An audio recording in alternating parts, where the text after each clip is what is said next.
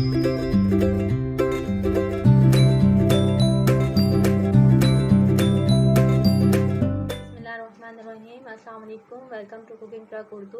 आज मैं बना रही हूँ चना चाट, बहुत ही मज़ेदार, बहुत ही आसान। इसके लिए मैंने लिए 1 कप चने, इनको बॉईल कर लें हल्का नमक डालकर। अब एक बाउल में इनको डाल देंगे।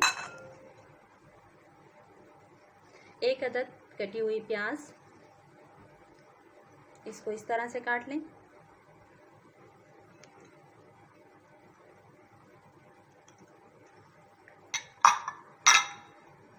एक अदद टमाटर,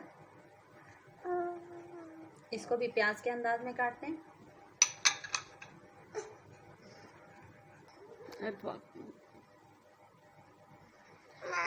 तीन अदद हरी मिर्च बारीक काट लें।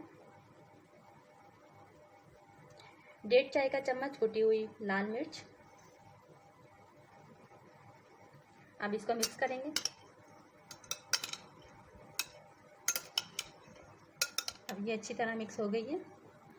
अब इसमें जाएगा इमली का पानी, तकरीबन आधा कप या छोटी प्याली।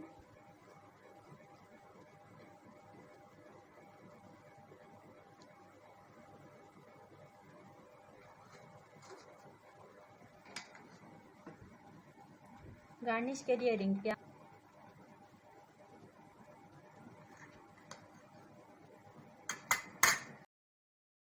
चाट मसाला हस्बे ज़रूरत, मैंने लिया आधा चाय का चम्मच।